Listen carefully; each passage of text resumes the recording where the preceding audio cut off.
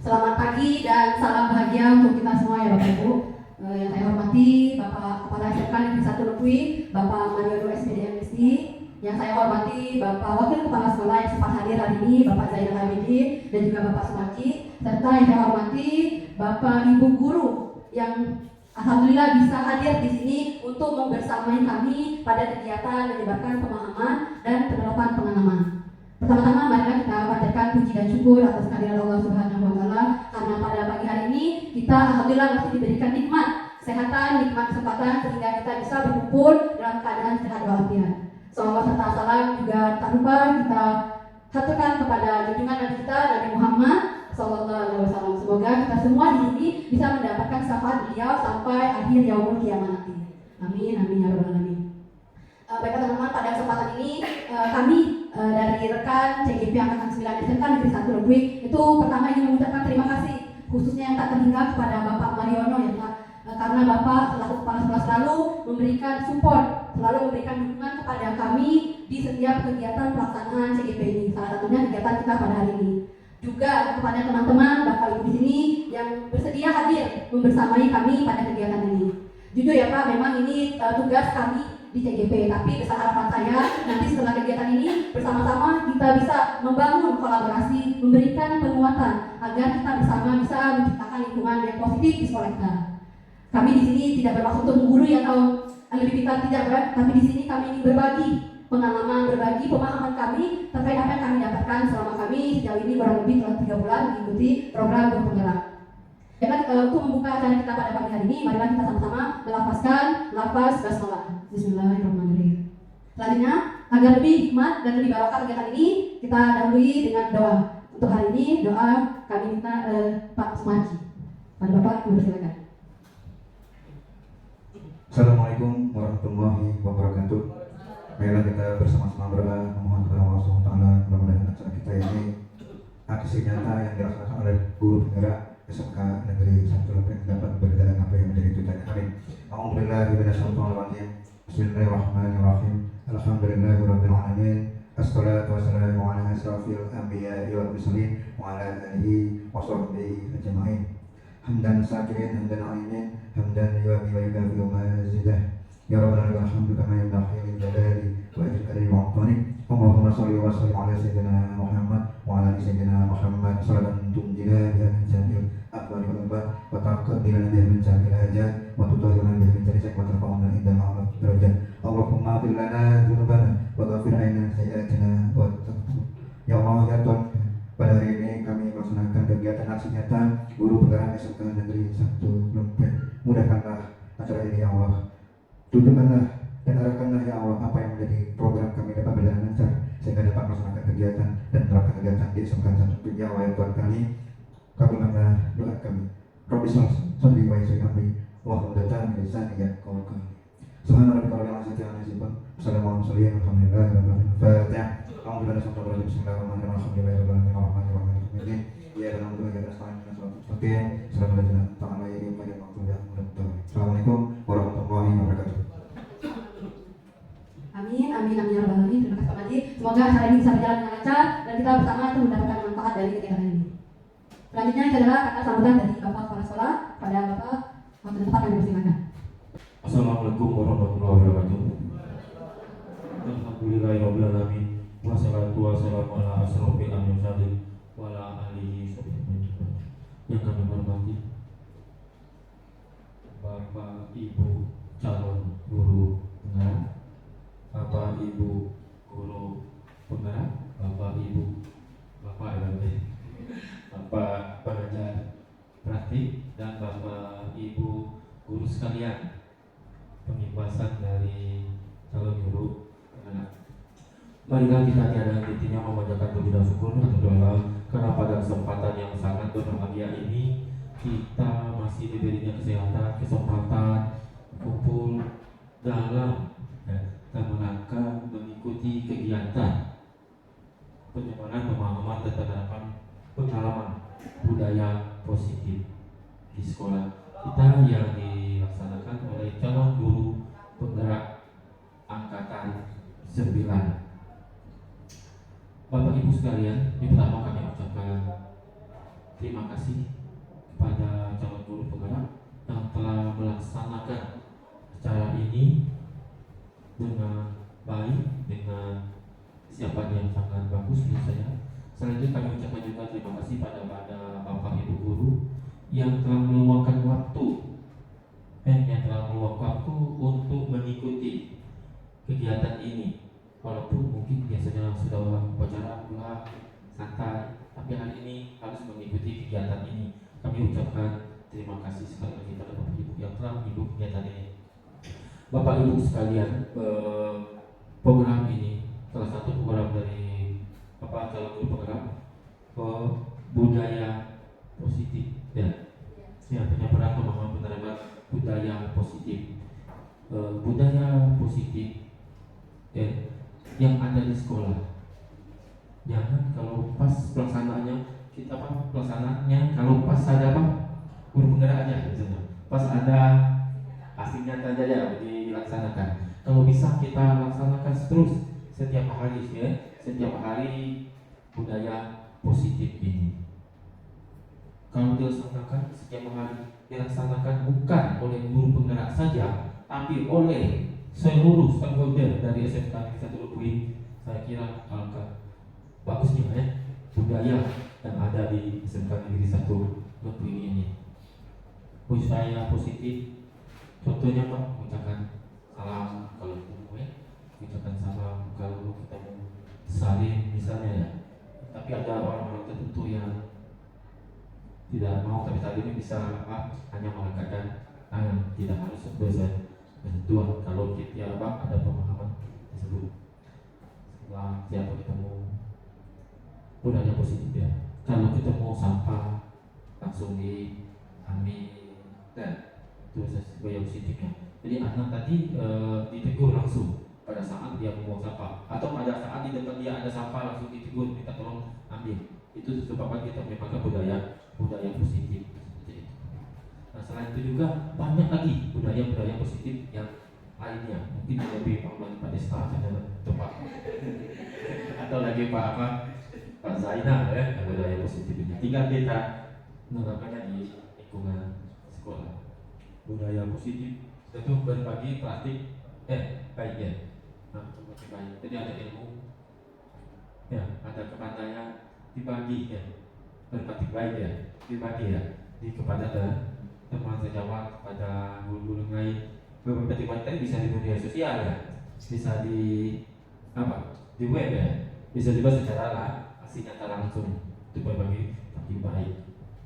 Atau kalau istri saya kalau tadi mungkin hari Kamis kemarin waktu berangkat ke Jakarta untuk wawancara tentang berbagi praktik baik dan bingung ya, apa yang dilaksanakannya kok bisa dipakai untuk wawancara berbagi praktik baik. Terpilih dari 60 peserta se-Indonesia.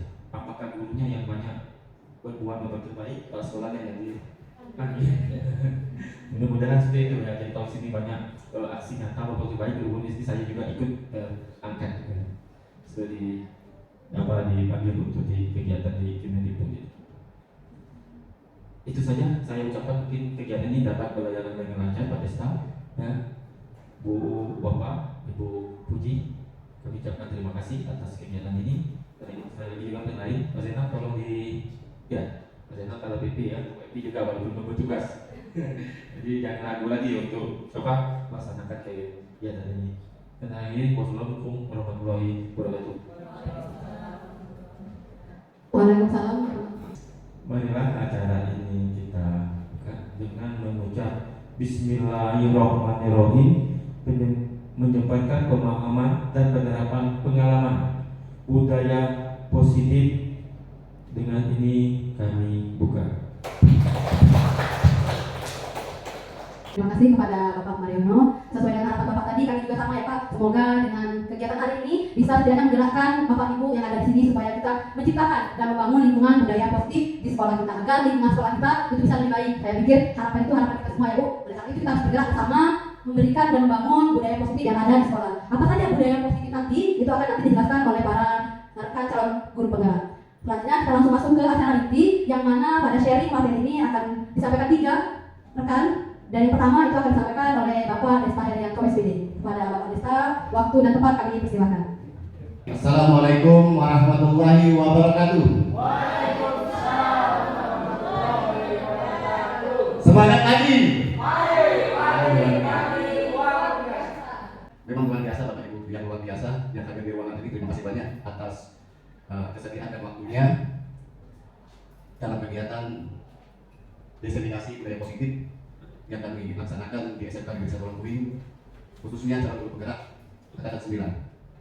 Bapak Ibu yang saya hormati, dalam hal ini kami bertiga akan berbagi pengalaman dan menerapkan pengalaman yang kami dapat di kegiatan calon guru penggerak angkatan 9. Dalam hal ini, Bapak Ibu yang saya hormati, kegiatan-kegiatan kami terbagi menjadi 3 sesi nanti. Yang pertama saya, terus nanti Bu Dr. Sari dan Bu Puji. Sesi inti budaya positif. Pertama, perubahan paradigma positif, disiplin positif, nilai-nilai kebajikan, kebutuhan dasar manusia, motivasi perilaku manusia, posisi kontrol guru, keyakinan kelas, dan segitiga restitusi. Di sini kami akan bagi, saya mungkin ada kampingannya, dan Bu Puji nanti sama Bu Bapak. Seperti itu. Yang pertama, pembelajaran dengan paradigma baru. Bapak Ibu semuanya, pembelajaran dengan paradigma baru merupakan pembelajaran yang terencana berdasarkan pembelajaran berdiferensiasi. Apa itu berdiferensiasi? Peserta didik belajar sesuai dengan kebutuhan berdasarkan tahap perkembangan sesuai dengan teori psikologi modern untuk mewujudkan profil pelajar Pancasila. Profil pelajar Pancasila ini ada beberapa, ya. Terima, bertakwa, pendidikan global, bergotong royong, kreatif, bernalar kritis, mandiri. Nah, dalam hal ini Bapak Ibu semuanya, berdiferensiasi ini bukan membebaskan sepenuhnya, bukan bebas tanpa aturan, tetapi berdiferensiasi ini kita selaku guru memberikan ruang terhadap murid untuk berkreasi, untuk memilih gaya belajar. Kita selaku guru tentunya sesuai dengan filosofi Ki Hajar Dewantara, kita selaku guru seperti petani yang menanam padi. Apa itu? Kita menuntun tumbuh kembangnya murid, Coba kita seperti petani. Sawah sebagai ruang lingkup sekolahnya. Artinya apa? Kita selaku guru menyiapkan sekolah untuk berpihak kepada murid. Dengan cara bagaimana? Seperti petani tadi yang menyiapkan lahan. Petani menyiapkan lahannya supaya subur dibaca, diberi buku dan sebagainya. Tentu murid adalah benihnya. Benih untuk tumbuh. Benihnya akan tumbuh apabila tanah ini subur. Tanah ini subur, terus dirawat. Benihnya padi akan tumbuh padi. Kalau benihnya cabai akan cabai. Kita petani nggak bisa. Ini benih padi mau jadi cabai, nggak bisa. Artinya apa? Kita menuntun, tidak bisa kita memaksakan benih padi mau jadi cabai. Itu kira-kira. Disinilah memperkasai pembelajaran berdiferensiasi. Sehingga tumbuh kembang murid.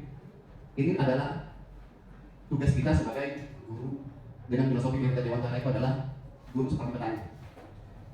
Memastikan lahan ini tidak ada hama, memastikan lahan ini tidak kekeringan. Nah, itu juga kita guru terhadap siswa, memastikan anak-anak kita tidak kekeringan terhadap ilmu terutama. Apa dalam pembelajaran filosofi pelajaran Pancasila, profil pelajaran Pancasila? Dalam berdiferensiasi itu tujuan kita. Yang pertama tujuan kita terhadap anak, yaitu untuk anak ini beriman bertakwa, ya, terhadap Tuhan, Yang Maha Esa. Berkebinekaan global. Gotong royong ini bukan hanya dia sekedar membersihkan sampah, tetapi anak ini mampu bekerja sama, toleransi dengan sesama, baik itu sesama murid, guru, dan lingkungan masyarakat.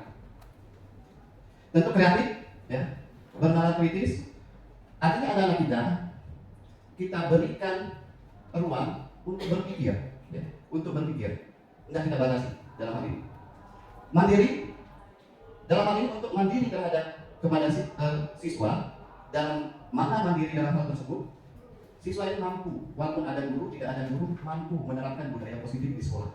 Ini tantangan besar kita untuk di SMK Negeri 1 Lengkuing. Oke Bapak Ibu, miskonsepsi tentang teori kontrol. Ya. Bapak Ibu bisa lihat slide. Kita guru, ya, kita beranggapan miskonsepsi, kita beranggapan ilustrasi guru bisa mengontrol murid. Nggak bisa Bapak Ibu. Ilustrasi bisa mengontrol orang lain, ilustrasi tidak mengontrol guru, mengontrol siswa. Mungkin kita mampu menyuruh siswa, nah berikan somai, misalnya berikan di kantin, dia mampu, bisa. Karena kenapa dia mau? Karena ada niat pada dirinya. Kalau dia tidak mau, nggak bisa. Contoh WFI tadi di depan. Karena WFI tidak mau, ini berharga menurut dia. Sehingga orang lain tidak mampu untuk mengontrol orang lain. Itu teori kontrol. Nah kita terhadap siswa, kenapa anak itu mau? Karena ada motivasi pada dirinya. Motivasi pada dirinya. Ada dua motivasi pada dirinya. Motivasi eksternal dan motivasi internal, intrinsik dan ekstrinsik. Ini Bapak Ibu semuanya. Nah, untuk menumbuhkan itu, contoh saja, anak kita bajunya dikeluarkan.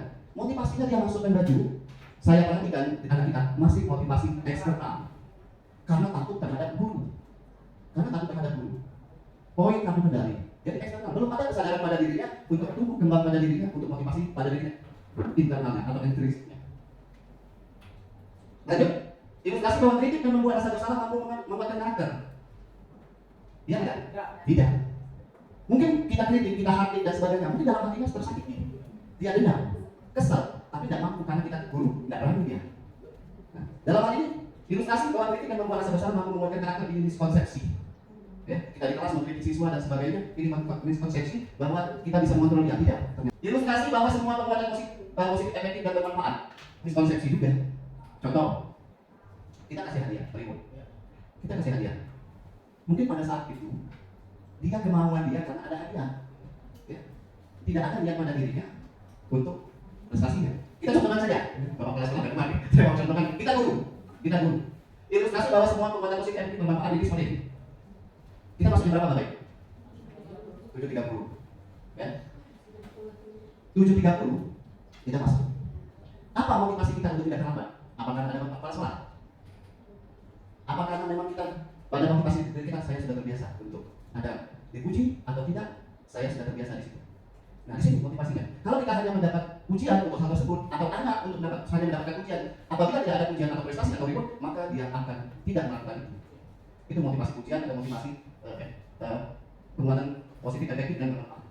Lanjut, ilustrasi bahwa orang dewasa berhak memaksa. Ini miskonsepsi Bapak Ibu. Bahwa kita orang, contoh kita di rumah saja, terhadap anak, luar biasa maksanya. Ya, ternyata miskonsepsi bahwa kita tidak mampu mengontrol dia. Nah, untuk hal tersebut, bagaimana kita membangkitkan atau menumbuh kembangkan motivasi terhadap murid? Motivasinya apa? Motivasi yang bagus adalah motivasi intrinsiknya, motivasi dalam dirinya. Dengan cara bagaimana? Nanti akan dijelaskan oleh Puji dan Bu Alma. Penasaran, Bapak Ibu? Ini respon ini. Nah, perubahan paradigma stimulus respon ke pendekatan teori kontrol. Stimulus respon tentang dunia, ya. Realitas kebutuhan kita sama. Kalau stimulus respon, realitas kebutuhan kita sama. Tapi untuk teori kontrol, kebutuhan kita berbeda. Kebutuhan Ibu berbeda, kebutuhan saya berbeda, kebutuhan Bu Tri berbeda, kebutuhan Pak Sumarti berbeda. Nah, dalam hal ini, artinya paradigma stimulus respon ke pendekatan teori kontrol. Stimulus respon, kebutuhan kita sama. Tapi ternyata realitasnya kebutuhan kita berbeda. Kebutuhan anak kita dalam kelas itu berbeda-beda. Ya, berbeda-beda. Mungkin ada yang bermasalah di rumah sehingga kebutuhan dasarnya tidak terpenuhi. Itu saya kebutuhan dasar ya. Oke. Selanjutnya, semua orang melihat hal yang sama. Ternyata teori kontrol, setiap orang memiliki gambaran yang berbeda, pandangan yang berbeda. Pada saat ini saya berdiri di sini, mungkin Pak Marti berbeda pandangannya dengan Fendi. Ya. Tapi kita beranggapan bahwa sama. Ya. Itu miskonsepsi. Selanjutnya, kita mencoba mengubah orang agar berpandangan sama dengan kita. Ternyata kita nggak bisa mengubah itu orang. Ternyata apa, kita berusaha memahami pandangan orang lain tentang dunia. Itu untuk teori kontrol. Ya. Berusaha untuk memahami itu. Kenapa kita tidak mampu mengontrol orang tersebut kalau dia tidak ada motivasi pada dirinya, baik motivasi eksternal maupun motivasi internal. Lanjut, orang lain bisa mengontrol saya, hanya Anda yang bisa mengontrol diri Anda. Karena kita di depan tadi, hanya WFI yang mampu ngasih tidak nih, mau dibuka atau tidak, mau dikasih tahu atau tidak, hanya Anda yang bisa mengontrol diri Anda. Saya bisa mengontrol orang lain, ternyata Anda tidak bisa mengontrol orang lain. Karena apa? Karena motivasi tadi. Kalau dia ada motivasi, menurut dia seperti itu. Pemaksaan Anda pada saat wujudan gagal. Kalau kita sudah pemaksaan, akhirnya kita sudah gagal. Ya, ini sering saya alami. Saya alami. Kolaborasi dan konsensus menciptakan pilihan-pilihan baru, ya, kerjasama konsensus. Nah, di sini bisa berkolaborasi, ya, bisa berkolaborasi untuk pilihan-pilihan baru. Model berpikir menang atau kalah, ternyata untuk teori kontrol menang-menang. Ya. Disiplin positif Dari bahasa disiplin, tadi saya bahas dari awal, disiplinan. Ternyata akhirnya belajar disiplin ini. Ya. Belajar. Disiplin mengacu pada disiplin diri yang memiliki tanggung jawab terhadap apa yang dilakukannya berdasarkan nilai-nilai keyakinan. Ya. Disiplin positif merupakan salah satu cara menerapkan disiplin yang bertujuan untuk menumbuhkan kesadaran serta memberdayakan kesadaran tanpa imbalan, penghargaan, reward, ancaman atau hukuman. Ya. Disiplin positif ini kita melakukan kepada anak, memberikan terhadap anak untuk apa? Untuk bertujuan untuk menumbuhkan kesadarannya, menumbuhkan motivasinya, baik motivasi internalnya maupun motivasi eksternalnya. Yang lebih bagus tumbuhnya adalah motivasi internalnya pada kesadaran dirinya. Contoh, dia bertanggung jawab. Saya tidak mau terlambat karena saya pada diri saya harus bertanggung jawab, tidak ketinggalan pelajaran. Bukan karena takut oleh guru pikir, bukan karena takut oleh Pak Desa, bukan karena takut oleh siapa, tapi dia sadar itu bukan kesadaran itu seharusnya. Nah, bagaimana tantangan besar kita kalau kita di SMP 1 saya paham benar karakter anak kita masih motivasinya adalah masih motivasi eksternal, bukan motivasi internal. Nah, bagaimana kita untuk menemukan motivasi internal tersebut? Sebagai pendidik, tujuan kita adalah menciptakan peserta didik yang memiliki disiplin diri sehingga mereka berperilaku mengacu pada nilai-nilai kebajikan, universal dan memiliki motivasi intrinsik dalam perubahan perilaku ke arah yang lebih baik. Mungkin ini Bapak Ibu yang nilai-nilai kebajikan, maupun belajar Pancasila, beriman, bertakwa. Nilai-nilai yang disepakati bersama terlepas dari suku, bangsa, agama, bahasa maupun latar belakangnya. Contoh nilai-nilai kebajikan institusi atau organisasi profil belajar Pancasila, beriman, bertakwa kepada Tuhan Yang Maha Esa, akhlak mulia, kebinekaan global, gotong royong, mandiri, kreatif, dan kritis. Ibu, toleransi, rasa hormat, artinya di sini nilai-nilai kebajikan, Bapak Ibu. Nah, nilai-nilai kebajikan bagaimana kita tumbuh kembangkan terhadap anak. Misalnya toleransi, anak sudah tumbuh, saya harus toleransi dulu di situ. Tumbuhnya bagaimana motivasi intrinsiknya? Ini bisa kita pedoman kita, apalagi profil belajar Pancasila, kita kurikulum merdeka berdasarkan profil belajar Pancasila. Anak itu mampu bekerja sama dengan temannya. Numbuhkannya bagaimana? Motivasi pada dirinya. Ya. Dengan cara bagaimana? Dengan cara budaya positif. Kita budayakan untuk hal-hal yang kebaikan, kebajikan. Kalau di sekolah kita mungkin profil belajar Pancasila, dalam hal ini kita menerapkan budaya positif di SMK 1 dengan profil belajar Pancasila. Tidak menutup kemungkinan dengan nilai-nilai kebajikan yang lainnya. Dan saya menggurui tapi kita berbagi pengalaman. Terima kasih. Saya akhiri bahwa kita kembali. Assalamualaikum warahmatullahi wabarakatuh. SMK 1 Baiklah, terima kasih pada Pak Desa. Luar biasa sekali ya Bapak Ibu untuk materi yang membuka ini. Semoga bisa menjadi penguatan para Bapak Ibu tentang budaya positif. Selanjutnya ada sharing materi upaya budaya positif yang bisa kita lakukan yang mana akan disampaikan oleh Ibu Puji. Tapi sebelumnya izin tempat pun boleh? Kalau Pak Desa tadi mungkin ada sedikit, kalau saya lupa sedikit, menghemat waktu. Pak, pagi-pagi minum teh hangat. Bapak Ibu masih semangat?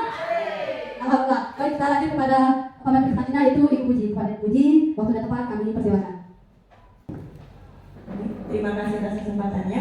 Assalamualaikum warahmatullahi wabarakatuh. Selamat pagi.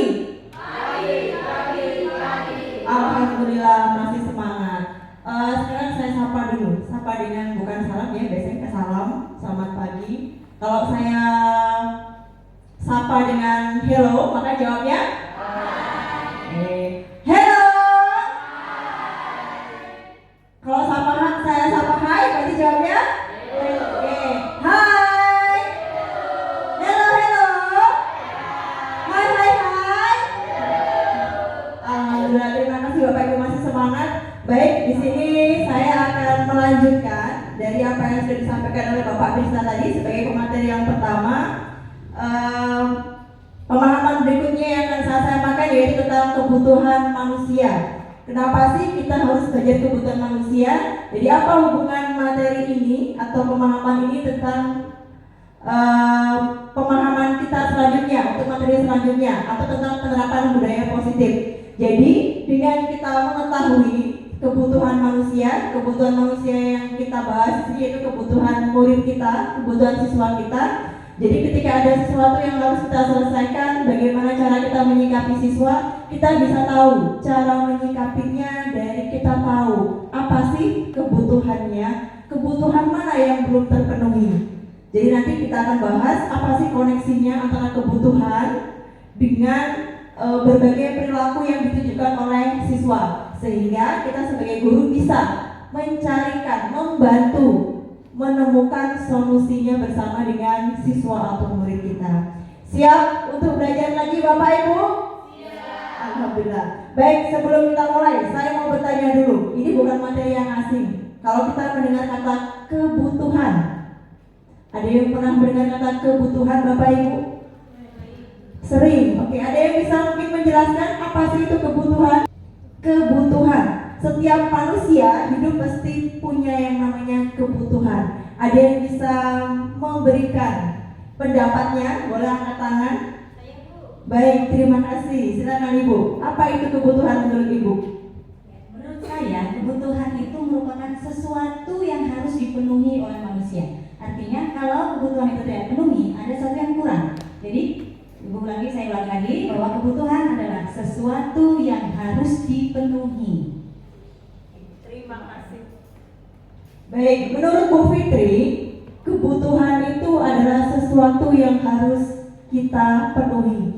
Jika tidak kita penuhi, maka akan terjadi sesuatu dalam diri kita. Baik, sekarang kita lihat.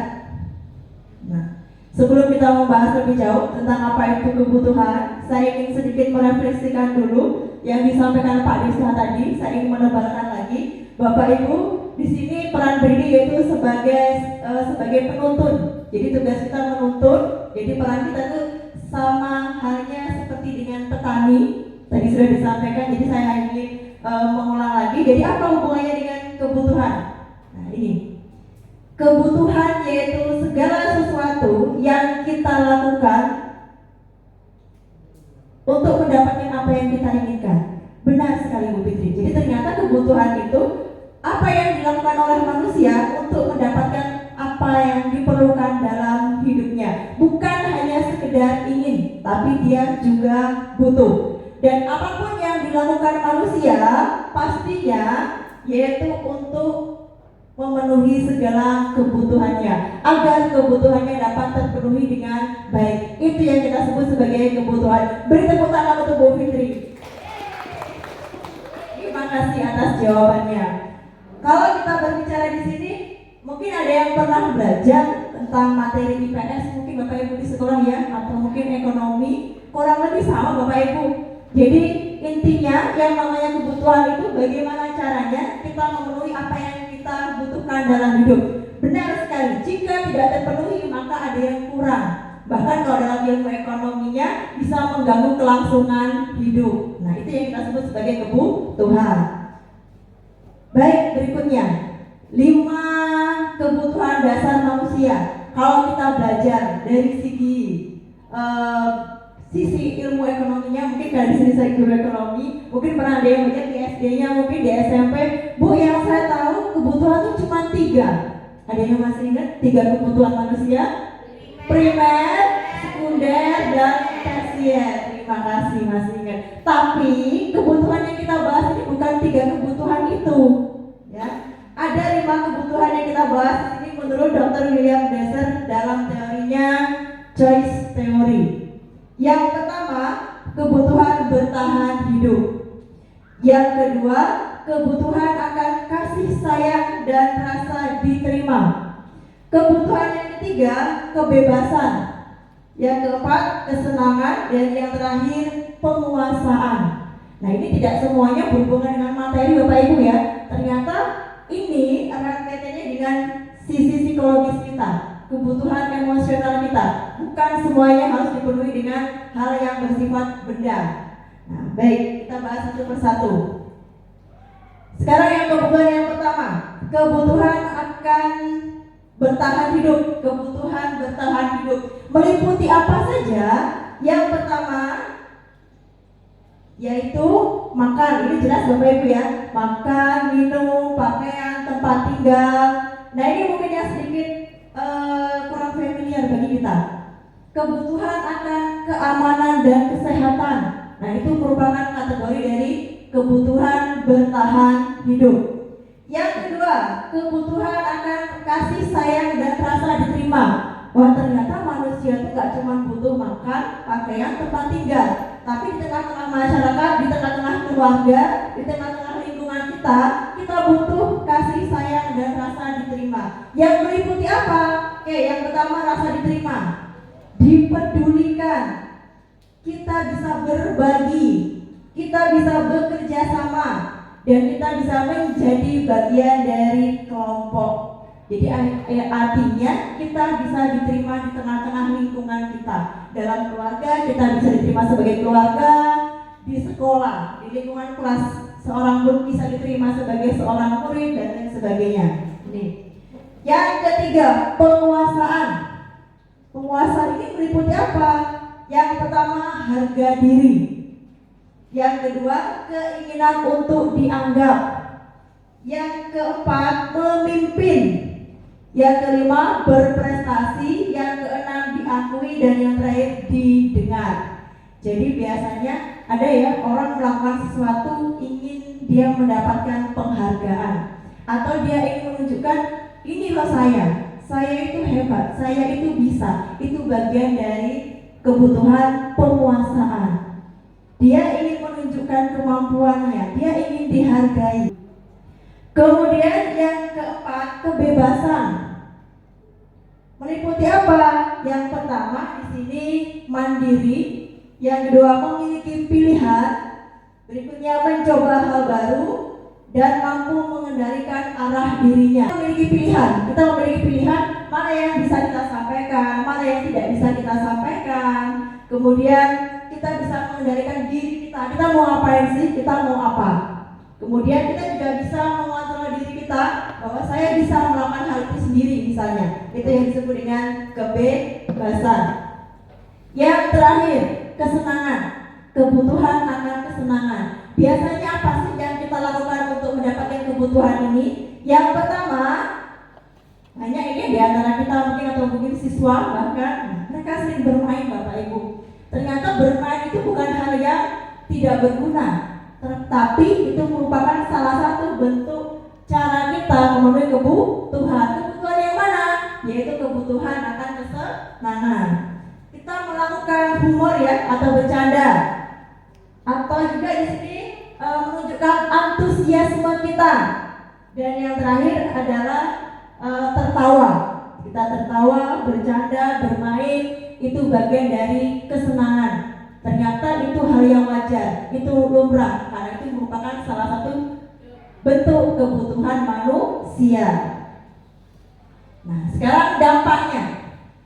Dampaknya, jika kebutuhan tadi tidak terpenuhi dan terpenuhi. Sekarang kita koreksikan kepada siswa kita. Perilaku yang sering ditunjukkan kepada siswa kita. Kita lihat.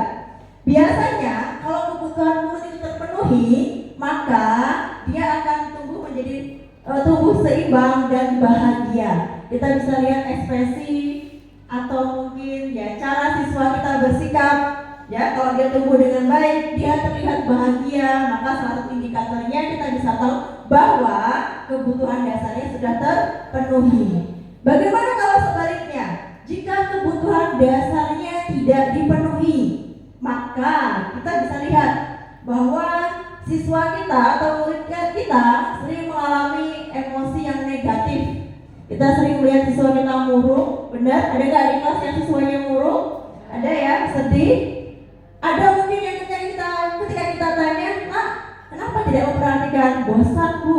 Ada yang seperti itu. Nah, Bapak Ibu, ternyata bosan ini juga salah satu indikator bahwa kebutuhan siswa itu ada yang tidak terpenuhi. Berikutnya ada lagi kecewa. Ada lagi melakukan perbuatan yang bertentangan dengan nilai-nilai kebajikan dan melanggar peraturan. Ini sering ya Bapak Ibu, siswa sering terlambat.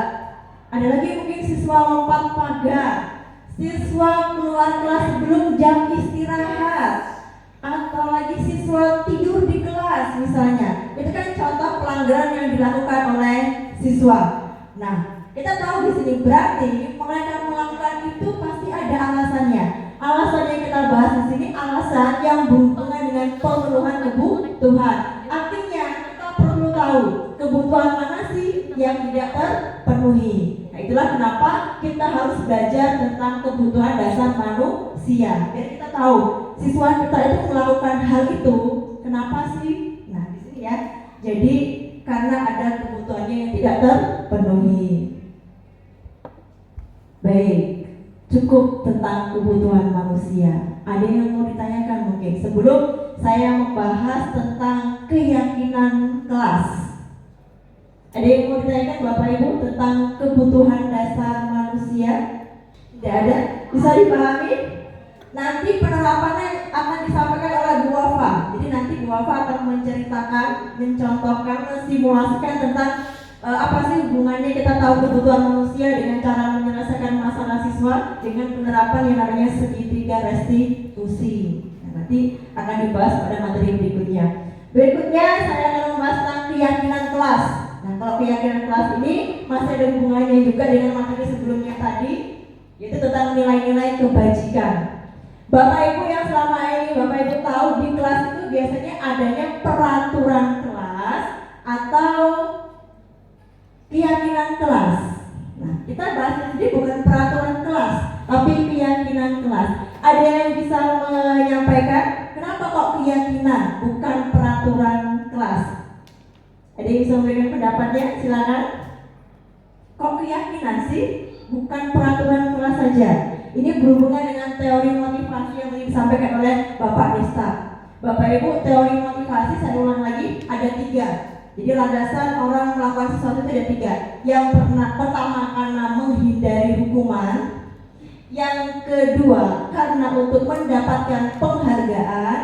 Dan yang ketiga motivasi yang muncul dari dalam dirinya. Jadi dia melakukan sesuatu bukan karena ingin dipuji, bukan juga karena takut dihukum, tapi itu dorongannya berasal dari dalam dirinya.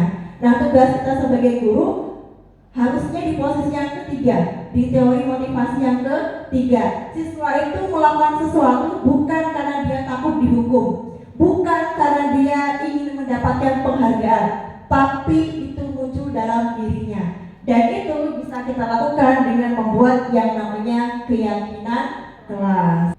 Baik, di sini akan saya sedikit ilustrasi. Jadi biasanya kalau ada peraturan tentang penggunaan helm ketika kita mengendarai kendaraan roda 2, itu biasanya yaitu untuk keselamatan. Atau kenapa ada peraturan harus menggunakan masker dan mencuci tangan? Itu adalah untuk keselamatan ataupun kesehatan. Jadi yang disebut dengan keselamatan, kesehatan merupakan yang kita sebut sebagai keyakinan. Ini bersumber dari yang namanya nilai-nilai kebajikan. Jadi kita melakukan ini karena kita tahu manfaatnya itu apa sih? Oh, kita pakai helm biar kita selamat. Oh, kita menggunakan masker, mencuci tangan supaya kita hidupnya sehat. Itu yang disebut dengan nilai kebajikan. Dan itu yang kita tuangkan dalam yang namanya keyakinan kelas. Saya jelaskan lebih rinci lagi tentang pengertian apa sih itu keyakinan kelas. Jadi bisa kita pahami bersama bahwa yang namanya keyakinan kelas itu sebuah nilai-nilai kebajikan universal. Tadi sudah disampaikan pemateri sebelumnya, ada beberapa nilai-nilai kebajikan universal yang bisa kita adopsi dan bisa kita ambil untuk menjadi sebuah keyakinan kelas. Nilai-nilai kebajikan universal yang telah disepakati secara tersirat ataupun tersurat lepas dari adanya latar belakang suku, negara, bahasa maupun juga agama. Artinya itu nilai kebajikan yang universal, yang secara umum kita yakini bersama. Tanpa kita melihat, oh di kelas itu ada yang beragama apa, yang bersuku apa, dan lain sebagainya. Itu kita yakini bersama. Tapi ingat di sini Bapak Ibu, nilai-nilai kebajikan. Artinya dalam keyakinan kelas itu bukan berisi sebuah peraturan yang sifatnya mengikat atau memaksa, tapi berisi sebuah nilai-nilai kebajikan. Jadi murid itu tahu kenapa kita melakukan itu. Misalnya, tidak boleh merokok. Berarti nilai kebajikannya apa Bapak Ibu? Tidak boleh merokok. Nilai kebajikannya untuk kesehatan. Berarti dalam kesepakatan kelas, keyakinan kelas yang kita buat nanti adalah kesehatan, misalnya menjaga kesehatan. Juga boleh kalau ingin menggunakan kata kerja misalnya, tapi nilai kebajikannya itu adalah kesehatan. Misalnya apalagi? Tidak boleh, apalagi biasanya peraturan itu, rambut panjang, kuku panjang. Untuk apa sih? Boleh untuk kesehatan, boleh juga misalnya untuk kerapian. Jadi kesehatan itu adalah yang kita sebut sebagai nilai kebajikannya. Atau apalagi misalnya Bapak Ibu, tidak boleh membuang sampah sembarangan. Itu kan larangan ya, atau peraturannya yang biasa sering kita dengar. Kalau nilai kebajikannya apa? Tidak boleh membuang sampah sembarangan. Ya, menjaga kebersihan. Boleh juga bertanggung jawab. Kenapa bertanggung jawab? Karena dia yang punya sampah, ya dia sendiri harus membuang sampahnya di tempat sampah. Nah, itu yang disebut dengan nilai-nilai kebajikan. Nah, sekarang bagaimana bentuk keyakinan kelas? Ini contoh keyakinan kelas yang sudah saya buat, Bapak Ibu. Di sini di kelas ini hanya ada 5 keyakinan. Jadi kenapa hanya 5? Nanti saya tayangkan prosesnya sampai menemukan 5 keyakinan kelas. Yang pertama, bentuk keyakinan kelas itu bersifat abstrak. Jadi dia tidak dirancang dengan kalimat yang panjang, Bapak Ibu. Dia lebih terperinci dan konkret. Misalnya, di sini ada nanti bisa diperjelas dengan video, saling menghargai, atau mungkin ada mandiri, bertanggung jawab. Itu dalam kalimat dalam keyakinan kelas. Karena kembali lagi kita melihatnya berdasarkan nilai-nilai kebajikan. Berikutnya, berupa pernyataan yang universal berdasarkan nilai-nilai kebajikan. Yang ketiga, dibuat dalam bentuk pernyataan positif. Jadi tidak ada keyakinan kelas yang menyebutkan dilarang, tidak boleh. Nah, ini kan kalimat negatif. Jadi kalau kita sudah membuat sebuah keyakinan kelas, rumuskan kalimat negatif tadi menjadi sebuah kalimat yang positif. Berikutnya, tidak terlalu banyak. Nah, sekelas itu saya rasa kalau ada 30 siswa punya 30 suara. Bukan berarti 30 suara itu yang akan kita sepakati bersama. Dari 30 suara tadi kita rumuskan mana yang paling berlaku secara universal atau umum. Dan mereka juga pasti ada beberapa yang merumuskan keyakinan dengan maksud yang sama. Nah, yang sama tadi kita gabungkan jadi satu. Berikutnya, sesuatu yang dapat diterapkan di lingkungan itu. Jadi kalau kita membuat keyakinan kelas untuk di kelas kita, berarti tidak harus mereka terapkan di luar. Artinya hanya untuk di lingkungan di tempat dia berada. Kemudian semua warga kelas ikut berkontribusi. Artinya seperti pemilihan suara Bapak Ibu, pemungutan suara Bapak Ibu. Jadi seluruh siswa punya suara, punya hak untuk menyuarakan apa yang mereka inginkan. Baru nanti kita rumuskan bersama mana yang menjadi yang namanya keyakinan kelas. Kemudian yang terakhir, dapat ditinjau kembali dari waktu ke waktu. Artinya keyakinan kelas ini bukan berlaku seumur hidup.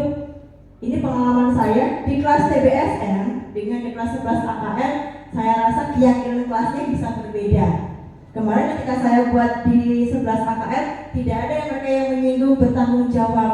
Kenapa? Karena mereka sebagian besar, misalnya masuk kelas sudah tepat waktu, tugas sudah dikumpulkan tepat waktu, semuanya piket. Beda lagi mungkin di kelas TBSN, muncul harus piket tepat waktu. Apalagi bisa mengerjakan tugas tepat waktu. Nah itu jadi makanya saya sampaikan bahwa sesuatu yang dinyatakan dalam keyakinan kelas itu dapat diterapkan di lingkungannya. Kalau di kelas sudah tumbuh keyakinan itu, tidak perlu disepakati lagi, tidak perlu diyakini lagi, maka antara kelas yang satu dengan kelas yang lain jadi keyakinan kelasnya berbeda. Nah sekarang prosedur. Ini saya tayangkan langsung saja. Saya tayangkan bagaimana proses pembuatan keyakinan kelas. Selamat menyaksikan Bapak Ibu. Baik Bapak Ibu, ini saya berikan contoh bagaimana prosedur. Tadi kita sudah membahas apa itu keyakinan kelas, bentuknya keyakinan kelas itu seperti apa. Berikutnya tentang bagaimana sih langkah-langkah dalam membuat keyakinan kelas. Baik, yang pertama kita bisa memberikan pemahaman awal dulu kepada siswa kita tentang apa sih itu keyakinan kelas, bagaimana cara membuat keyakinan kelas, bagaimana cara menyusun kalimatnya dan lain sebagainya. Terus apa yang harus dia tulis nanti. Nah itu di awal kita menjelaskan itu, boleh di awalnya. Kemudian berikutnya kita berikan media yang bisa digunakan murid untuk menuliskan keyakinan kelasnya nanti mau seperti apa. Jadi setiap siswa punya hak yang sama Bapak Ibu. Jadi sini saya menggunakan sticky note. Jadi untuk tempat murid mencurahkan pendapatnya, mereka mau seperti apa sih yang akan mereka tuangkan dalam keyakinan kelas. Yang itu bisa untuk diterapkan bersama-sama. Baik, setelah semua murid mendapatkan sticky note, berikutnya mereka menuliskan keyakinan kelas mereka nanti apa.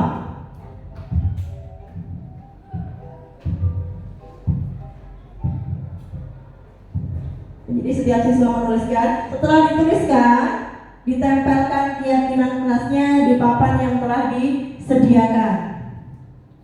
Oke, semua siswa sudah menulis, kemudian menempelkannya masing-masing.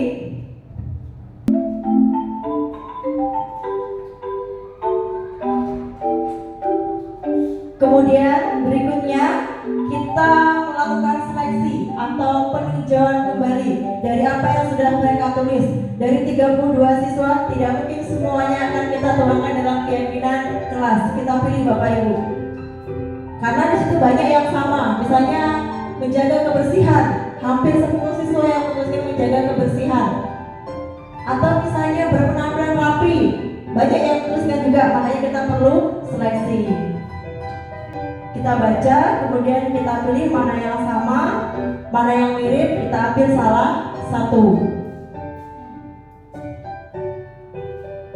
Baik, dari 32 di situ kita menyepakati dan menemukan hanya 5 keyakinan yang ini berlaku umum.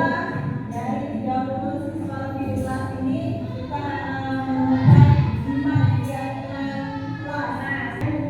Baik, berikutnya kita sampaikan lagi Bapak Ibu, kita tekankan lagi 5 keyakinan tadi apa? Berikutnya yaitu penandatanganan keyakinan kelas. Jadi setelah disepakati diyakini 5 tadi, berikutnya kita melakukan penandatanganan keyakinan kelas. Itu ditandatangani oleh seluruh siswa di kelas itu bersama dengan guru atau wali kelasnya.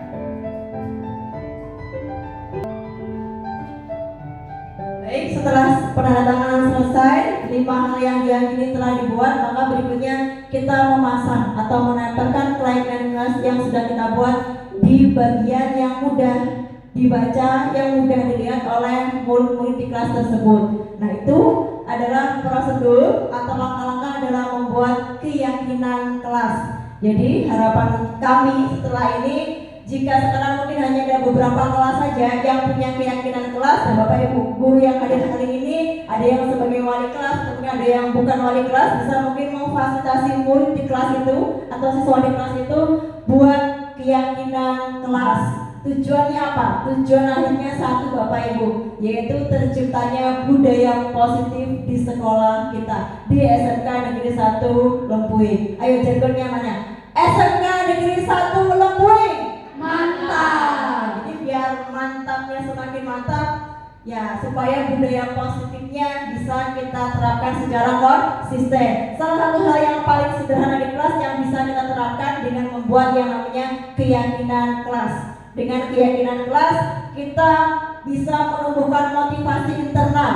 Jadi siswa itu meyakini itu bukan karena mereka takut, bukan karena mereka ingin dipuji, tapi merupakan sesuatu yang muncul dari dalam dirinya, bahwa itu yang dia yakini dan itu yang harus dia laksanakan dengan kita membuat keyakinan kelas.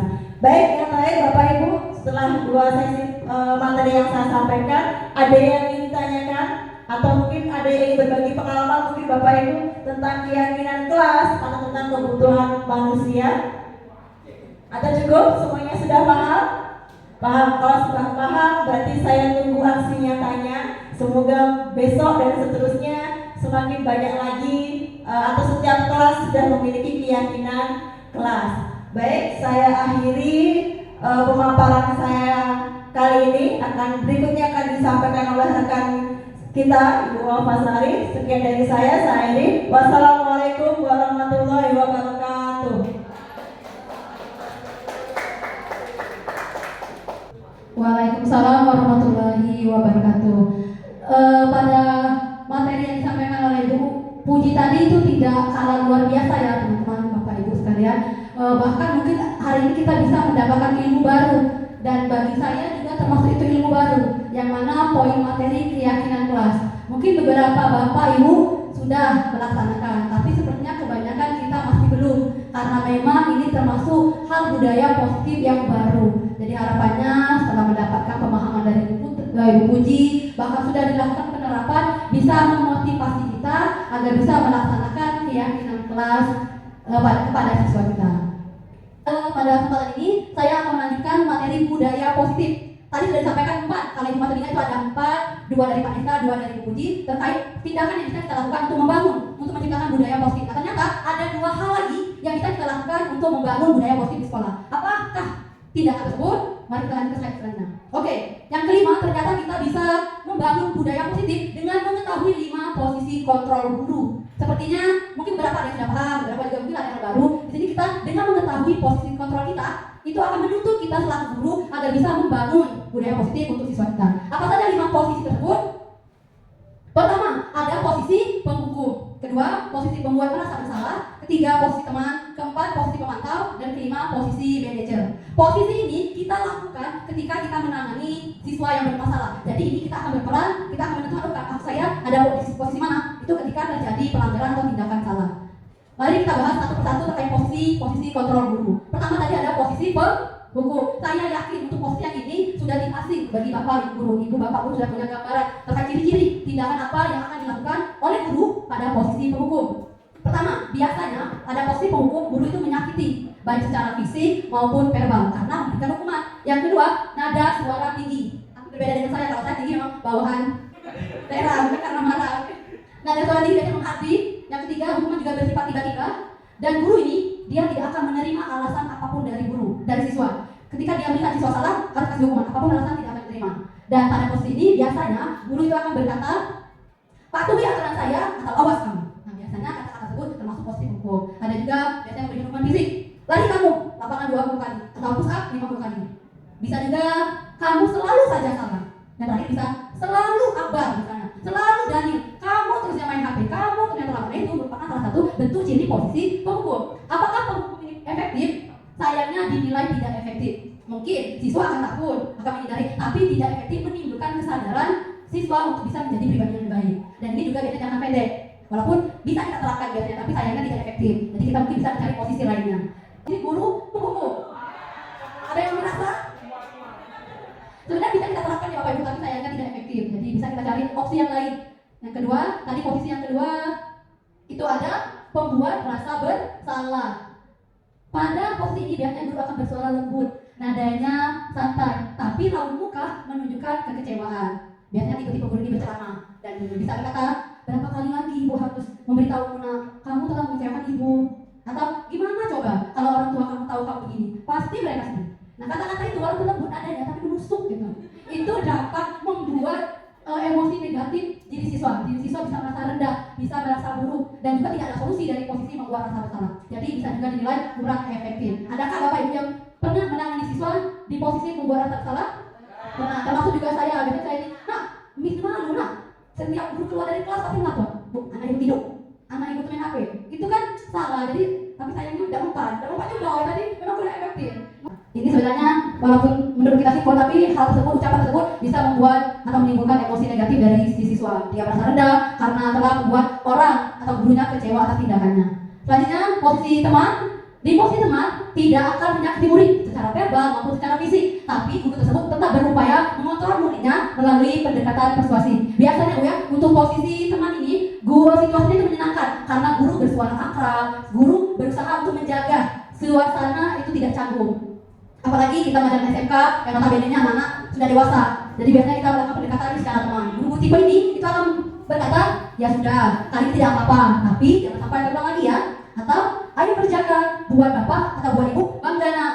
Atau juga bisa, ayo baru kerjakan. Nanti ibu atau bapak bisa kena marah kepala sekolah. Jadi dengan ucapan-ucapan tersebut bisa kita posisikan sebagai posisi teman. Ada plus dan negatifnya. Positifnya, kita dengan teman kita bisa membentuk hubungan baik. Jadi secara tidak langsung anak yang emosinya labil itu dengan perkataan lembut bisa kita giring, bisa kita tuntun. Tapi sayangnya negatifnya berlaku hanya untuk guru yang mereka rasa sebagai teman. Mereka hanya menurut dengan kita. Dengan guru lain belum tentu. Makanya ini juga belum efektif untuk menimbulkan kesadaran diri murid agar bisa menjadi pribadi yang lebih baik.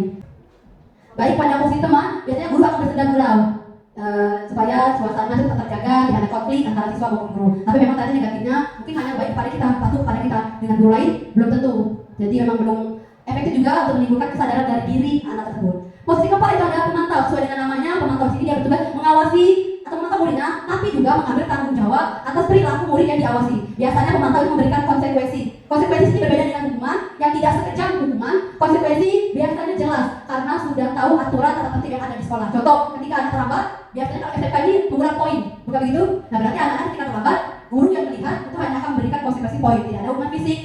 hukuman verbal. Tapi sayangnya tidak ada solusi. Tapi bagusnya bisa menimbulkan tanggung jawab siswa. Berarti kalau mereka salah, ini konsekuensi dan harus kamu lakukan. Ini menimbulkan rasa tanggung jawab. Tapi sayangnya belum ada solusi dari posisi guru pemantau. Guru juga akan berkata, kamu sudah melanggar aturan, nah, jadi kamu tahu konsekuensinya. Silakan kamu misalnya bersihkan lapangan. Silakan mana buku poinnya biar dikurangi. Atau juga apa peraturan sekolah kita tentang atribut? Apa sanksinya jika tidak lakukan? Dan di sini sudah jelas, tidak ada tuntutan atau bantahan dari siswa karena sudah jelas secara aturan. Mungkin kita bisa lanjut ke posisi manajer, tidak perlu kita nonton cuplikan lagi. Terakhir, posisi kelima yaitu manajer. Boleh lah ya, ada ternyata posisi manajer untuk guru. Posisi seperti apa itu? Di sini guru membimbing dan berbuat sesuatu bersama murid. Maksudnya berkolaborasi, melakukan dialog ketika kita menemui siswa yang berbuat salah. Di sini guru menanyakan alasan atas tindakan, mempersilahkan murid untuk bertanggung jawab atas tindakannya, sekaligus bisa menuntun murid biar menemukan solusi, dan terakhir guru menguatkan karakter anak. Ketika kita bandingkan dengan 4 sebelumnya, bisa kita katakan kategorikan bahwa posisi manajer ini itu sudah kompleks. Kita menanyakan alasan siswa mengapa bertindak salah, kita juga meminta mereka bertanggungjawabkan dan juga menemukan solusi, sekaligus nanti membangun karakter nilai kebajikan yang harus mereka miliki. Di sini biasanya guru akan berkata, apakah kamu tahu kesalahanmu untuk memancing anak tadi, dan juga apa keyakinan kelas kita. Nah, kali ini akan sangat terbantu jika kita sudah melaksanakan keyakinan kelas seperti yang dijelaskan oleh Ibu Puji tadi. Terus juga apa rencana kamu untuk memperbaiki hal ini. Nanti di sini posisi manajer membuat siswa bertanggung jawab, mandiri, dan menemukan solusi sesuai dengan keyakinan mereka. Boleh jadi kita saksikan videonya pada posisi manajer supaya ada gambaran ibu bapak pada posisi baru. Selamat pagi Bu. Selamat pagi Naren. Maaf Bu, saya lambat. Iya, sekolah masuknya jam 7, sekarang sudah jam 7.20. Jadi sekarang bagaimana ya Naren? Maaf Bu, saya lupa alarm saya semalam. Baiklah, menurut kamu, keyakinan sekolah yang mana yang perlu kamu tingkatkan? Menghargai diri sendiri dan orang lain tidak Bu. Setuju. Jadi, apakah Naren meyakini prinsip saling menghormati tersebut? Iya Bu, saya meyakininya. Apakah Naren bersedia memperbaiki masalah keterlambatan ini? Bersedia Bu. Bagaimana kamu akan memperbaiki masalah keterlambatan ini? Saya mencoba untuk tidak meminta alam saya Bu. Baik, kalau Naren pemilik alam di rumah, ada orang yang kira-kira bisa bantu mengingatkan tidak? Ada Bu, kakak saya, Kak Emma. Ada lagi selain Kak Emma? Selain Kak Emma, ada ibu saya. Baik, jadi yang mengingatkan Naren adalah Kak Emma dan ibu kamu ya? Kira-kira akan mulai saya alami kapan Naren? Setelah pulang sekolah, akan segera saya lakukan. Baik, jadi Naren akan setel alarm untuk bangun besok pagi dan akan diingatkan oleh kakak dan ibunda Naren ya? Ada lagi yang mungkin perlu dilakukan Naren? Agar tidak terlambat bangun lagi. Tidak ada Bu. Baik Naren, terima kasih untuk bersama kamu. Sekarang kamu perlu kembali ke kelas untuk belajar. Baik Bu, terima kasih. Baiklah Bapak Ibu, itu adalah cuplikan pada posisi manajer. Semoga bisa menjadi contoh untuk Bapak Ibu ketika ingin menggunakan posisi manajer ketika menghadapi murid yang bermasalah.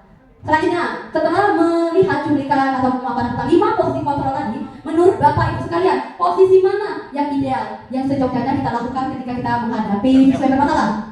Adakah yang bersedia menjawab, menyampaikan idenya? Posisi manakah? Aku Bu, Bu, sepertinya itu Bapak Ibu. Boleh kalau berpendapat seperti itu? Boleh Bapak Ibu? Baik, terima kasih atas kesempatannya. Menurut saya sebenarnya yang paling ideal dari kelima posisi kontrol yang sudah dijelaskan oleh Ibu Bagasari, yang paling ideal sebenarnya posisi sebagai manajer. Namun di sini di prakteknya sendiri, mungkin kita semua ya di sini sudah mengalaminya, pengen menerapkan posisi ini, tapi ada kondisi, kemudian keadaan dan posisi siswanya yang kadang memaksa kita pengen menggunakan ini, tapi jatuhnya ke menyalahkan yang orang lain atau ke posisi membungkuk. Terima kasih Bu Bapak atas pemaparannya. Mungkin ini menjadi suatu ilmu baru bagi kami agar kami bisa menerapkan posisi manajer ini ketika menghadapi siswa. Itu mungkin. Terima kasih. Terima kasih Bu Epi. Saya yakin apa yang dikatakan Ibu Epi tadi sudah mewakili teman-teman bahwa memang posisi manajer itu adalah posisi yang paling ideal yang bisa kita lakukan. Walaupun sebenarnya kita juga bisa melakukan posisi-posisi tadi, tapi kalau kita ingin efektif, ingin membangun budaya yang positif, posisi manajer lah yang bisa kita pilih. Oke, paham ya untuk 5 posisi tadi? Insya Allah. Boleh kita lanjut? Boleh skip Bu? Oke, lanjut skip. Oke, sekarang ternyata kalau Ibu tadi, Bapak tadi setuju bahwa posisi manajer itu adalah posisi yang paling ideal. Nah, bagaimana langkah-langkahnya? Melalui langkah segitiga restitusi. Tadi sudah dijelaskan oleh Pak Desta, Ibu Puji terkait restitusi itu. Dan sini kita akan membahas cara menerapkan posisi manajer menggunakan segitiga restitusi. Segitiga restitusi itu merupakan proses pendekatan untuk menciptakan kondisi positif bagi murid untuk mereka memperbaiki kesalahan mereka. Atau dengan kata lain, proses pemulihan dari berbuat salah menjadi lebih baik. Melalui restitusi, guru dapat membantu murid mengevaluasi tindakan atau dampak atas kesalahan yang dilakukan. Guru menuntun anak untuk melihat dirinya, apa yang salah, apa yang sebaiknya dilakukan. Proses juga terjadi, itu bukan paksaan, melainkan penawaran. Kita juga pada posisi ini fokus pada solusi. Jadi kita memberikan solusi anak supaya tidak terjadi lagi, dan penguatan karakter. Jadi, mulai kita. Oke, apa tadi 3 segitiga itu. Yang pertama ada proses menstabilkan identitas, kedua validasi tindakan yang salah, ketiga menanyakan keyakinan. Sebenarnya saya yakin bahwa tiga ini sudah dibayangkan dari cuplikan tadi karena sudah diterapkan. Yang pertama itu adalah menstabilkan identitas. Seperti yang kita ketahui bahwa ketika murid melakukan tindakan salah itu muncul rasa takut, kecewa, sedih, marah, atau menyalahkan orang lain. Nah, tugas kita sebelum menemukan solusi, kita stabilkan dulu emosi identitas anak tersebut dengan membuat pernyataan seperti ini. Nah, semua orang pasti pernah melakukan kesalahan atau juga tidak ada manusia yang sempurna. Berarti mereka, oh, ibu ini memberikan penguatan, oke, tidak menyalahkan tapi juga tidak membenarkan. Di posisi ini kita memberitahu, nah wajar nah manusia akan berbuat salah. Nah, jadi dinilai pernyataan tersebut bisa menstabilkan identitas anak, bisa kita tuntut anak ke proses selanjutnya untuk menjelaskan alasan ataupun memikirkan solusi apa yang bisa dilakukan. Setelah kita stabilkan, jadi suasana nyaman, jadi suasana anak terbuka dan sukarela untuk bercerita, kita lakukan validasi tindakan yang salah. Di mana di sini kita membuat anak bercerita tentang alasan atau tujuan mereka melakukan tindakan salah. Seperti yang dijelaskan oleh Ibu tadi terkait kebutuhan, biasanya tindakan salah karena kebutuhannya ada yang tidak terpenuhi. Oleh karena itu melalui proses ini kita akan mengetahui kebutuhan apa yang belum terpenuhi sehingga tindakan salah itu terjadi. Pernyataan yang bisa kita ucapkan ketika di proses ini kita bisa mengucapkan kamu pasti punya alasan mengapa hal itu dilakukan atau setiap tindakan memiliki alasan. Coba kamu ceritakan nak. Di sana menurut saya bahasanya bagus, bisa menuntut anak untuk bercerita sukarela. Terakhir, menanyakan keyakinan. Sudah jelas dipaparkan oleh Ibu tadi bagaimana cara membuat keyakinan di kelas. Itu akan menuntut kita pada proses ini. Anak-anak sudah tahu nilai-nilai apa yang harus dimiliki. Nah, di proses ini bisa kita gunakan pernyataan, apakah kamu masih ingat dengan keyakinan kelas kita? Nah, kalau kita sudah buat, banyak ada tanggung jawab. Bisa kita kaji, bagaimana selanjutnya, bagaimana yang kamu lakukan. Atau juga bisa mengucapkan, kamu mau jadi orang seperti apa? Saya mau jadi orang yang jujur, Miss. Ada permasalahan, kalau begitu tidak mencontek, jujur tidak? Tidak, Bu. Berarti kan bisa salah seperti itu. Atau juga terakhir bisa mengucapkan apa rencanamu untuk memperbaiki kesalahanmu. Jadi di posisi terakhir kita menuntut siswa agar mereka mencari solusi atas tindakan yang telah mereka lakukan. Apakah sudah jelas segitiga restitusi? Jelas. Oke. Saya rasa untuk ini bisa kita gunakan pada posisi manajer nanti setelah keluar dari sini ketika mungkin yang wali kelas terutama kalau ada laporan ada yang masalah bisa kita terapkan langsung segitiga restitusi di posisi manajer karena memang sangat bagus Bu. Saya setuju ini efektif ideal untuk kita lakukan sebelum kita marah-marah, sebelum kita hukum kita lakukan dulu ini. Kalau ada mempan baru hukum. Baiklah, mungkin itu saja untuk sharing materi kami terkait pemahaman dan penerapan aksi nyata pada program kegiatan guru penggerak. Dari pemaparan 3 pemateri tadi terkait budaya positif, adakah mungkin Bapak Ibu yang ingin ditanyakan atau ingin memberikan umpan balik atau persepsi apapun yang ingin Bapak Ibu sampaikan terkait apa yang telah disampaikan yang Bapak Ibu dapatkan pada siang hari ini? Ada? Baik, Ibu, terima kasih atas penampilannya. Mudah-mudahan apa yang disampaikan bisa terrealisasi di dalam proses pembelajaran. Tentunya dari sekian apa yang disampaikan Bu Apa itu bagi kita sangat baik, sangat terkesan. Cuma Bapak, saya pesan saja mudah-mudahan apa yang kita rencanakan, program yang kita rencanakan bisa terlaksana di dalam pembelajaran ini. Itu saja Bu. Karena bagaimanapun ya, ini kan ilmu baru pastinya di kurikulum merdeka. Jadi sementara kita ini kedepannya kan memakai kurikulum merdeka. Hukuman apa yang dipaparkan sangat kesan untuk kita semua. Terima kasih Bu. Selalu. Oke, terima kasih Pak Marji. Memang benar bahwa harapannya bersama-sama kita setelah ini melakukan membangun positif, bisa sama-sama menerapkan apa yang kita bagi di ruangan ini. Mungkin itu saja. Ada yang lain? No? Oke. Demikianlah kegiatan kita pada hari ini.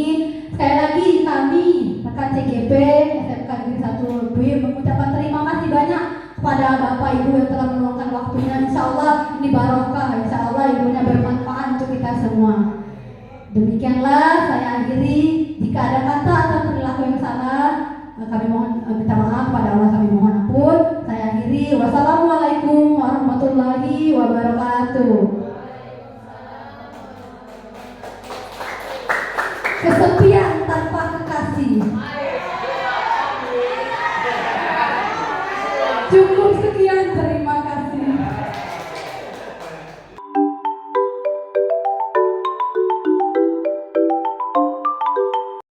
Assalamualaikum warahmatullahi wabarakatuh. Waalaikumsalam.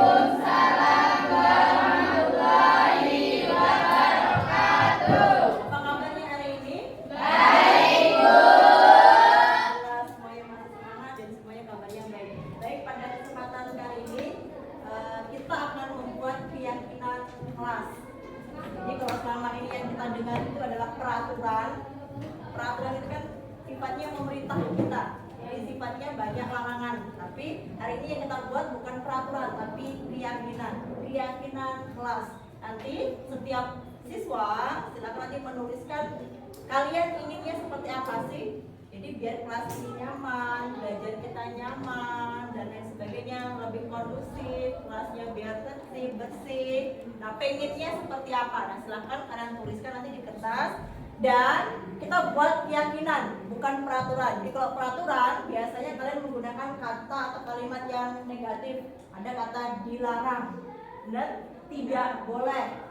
Nah, untuk keyakinan kita tidak menggunakan kata negatif, tapi gunakanlah kalimat-kalimat yang positif. Jadi misalnya dilarang membuang sampah di kelas, jangan menggunakan kata dilarang. Nah, kalau keyakinan tidak ada hukuman. Tapi kalau kita sudah menjadi keyakinan itu, bagaimana caranya? Apa yang kita yakini bersama itu kita tanamkan dalam diri kita dan kita laksanakan. Kita buat keyakinan ini nanti kita laksanakan bersama, tapi nanti ke depannya kalian melaksanakan ini bukan karena kalian takut untuk dihukum, bukan karena ingin dapat penghargaan. Itu motivasinya berarti bukan dalam diri kalian. Jadi dengan adanya keyakinan kalian melaksanakan sesuatu itu sesuai dengan apa yang kalian yakini. Jadi kalau sudah diyakini berarti ke depan apa yang sudah kita sepakati ini yang kita buat hari ini bisa dilaksanakan. Sampai di sini paham? Paham. Jadi silakan setiap siswa cukup menuliskan satu keyakinan. Sama nggak apa-apa, nanti kita ambil yang paling umum mana yang kita yakini. Dan yang namanya keyakinan kelas maksimal kalau bisa 7. Jadi kita ambil yang paling umum. Jadi misalnya tidak boleh berisik. Nah, berisik itu biar nggak berisik atau berisik itu bagian dari apa sih? Kalau kalimat positifnya saling menghargai. Misalnya kemarin ada yang mengeluhkan, Bu, di kelas ini sering banyak sampah di laci. Jangan menggunakan kalimat jangan membuang sampah di laci, tapi menjaga kebersihan. Benar. Misalnya tidak boleh bermain HP di kelas. Itu bagian dari apa sih? Saling menghargai. Apalagi biasanya tidak boleh berisik di kelas. Misalnya jangan menggunakan kata tidak boleh berisik di kelas. Bagian dari apa tidak berisik di kelas itu? Boleh saling menghargai. Atau misalnya terlambat, tidak boleh terlambat, jangan menggunakan kata tidak boleh terlambat. Terlambat bisa jadi keyakinannya bisa saling menghargai, boleh. Komitmen juga bisa. Kenapa komitmen? Komitmen untuk masuk kelas tepat waktu. Bisa paham sampai di sini? Satu siswa tuliskan satu keyakinan di kertas ini. Yang sudah selesai boleh langsung ditempelkan di depan. Baik, bagi ya. Ya, Bu.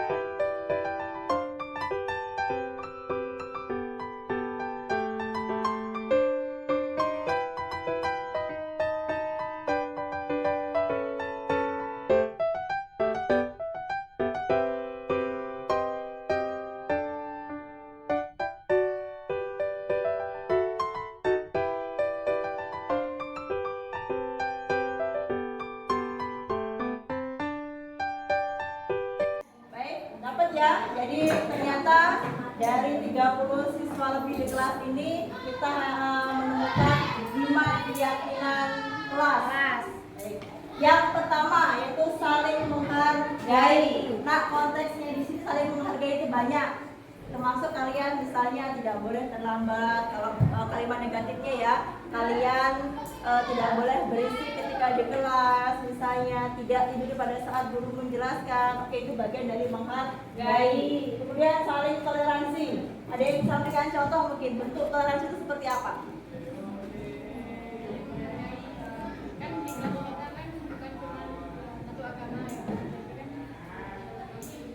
Oke, benar. Jadi karena yang di kelas ini bukan terdiri dari satu agama, bukan terdiri dari satu suku, jadi kita sepakatnya saling bertoleransi. Kemudian berikutnya menjaga ketertiban, tertib ya. Oke. Kemudian yang keempat, ini yang paling penting, hampir semua siswa menuliskan ini, menjaga kebersihan kelas. Dan yang terakhir, berpenampilan layaknya pelajar atau berpenampilan rapi. Jadi yang biasanya menggunakan lipstik yang berlebihan, bedaknya yang terlalu tebal, yang bajunya jarang dimasukkan mungkin. Nah, ini bagian dari berpenampilan layaknya pelajar atau berpenampilan rapi. Jadi 5 keyakinan ini kita sepakati bersama. Sepakat 5 keyakinan ini? Sepakat. Kalau sepakat, berikutnya nanti ada penandatanganan kesepakatan. Jadi nanti silakan kesepakatan ini kita tempelkan di sudut kelas kita. Kemudian bukti kita sudah menyepakati 5 keyakinan ini, kalian tempelkan juga nanti hasil penandatanganan kesepakatan. Bisa dilaksanakan ya. Jadi yang pertama tadi menjaga kebersihan, saling menghargai, saling toleransi, menjaga ketertiban dan penampilan layaknya pelajar dan penampilan rapi.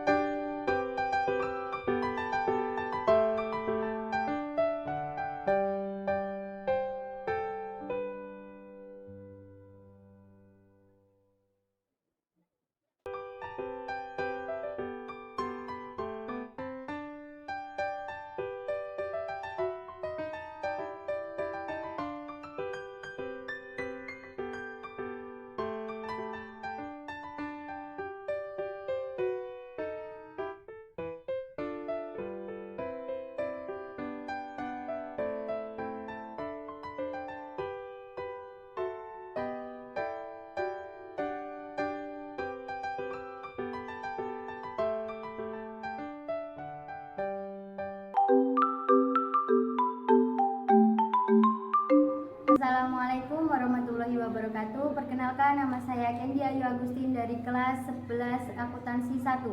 Saya sangat antusias dalam menyusun keyakinan kelas karena dengan ini dapat mendorong saya untuk menjadi murid yang lebih disiplin dan semoga kedepannya saya menjadi pribadi yang lebih baik lagi. Saya akhiri, wassalamualaikum warahmatullahi wabarakatuh. Assalamualaikum warahmatullahi wabarakatuh. Perkenalkan, nama saya Adinda Wulandari dari kelas 11 akuntansi 1. Saya sangat senang dan bersemangat dalam merumuskan keyakinan kelas. Dengan ini, kami belajar untuk lebih bertanggung jawab dan menumbuhkan disiplin tanpa takut adanya hukuman dan berharap adanya imbalan, melainkan tumbuhnya kesadaran dalam diri saya untuk melaksanakan keyakinan tersebut. Saya akhiri, wassalamualaikum warahmatullahi wabarakatuh. Assalamualaikum warahmatullahi wabarakatuh. Perkenalkan, nama saya Happy Saida Maifura dari kelas 11 akuntansi 1. Saya sangat senang dan antusias diajak berdiskusi untuk menentukan keyakinan kelas karena ini sangat penting agar menumbuhkan rasa tanggung jawab dan disiplin. Semoga kedepannya saya dapat lebih konsisten dalam melaksanakan keyakinan yang telah disepakati. Saya akhiri, wassalamualaikum warahmatullahi wabarakatuh.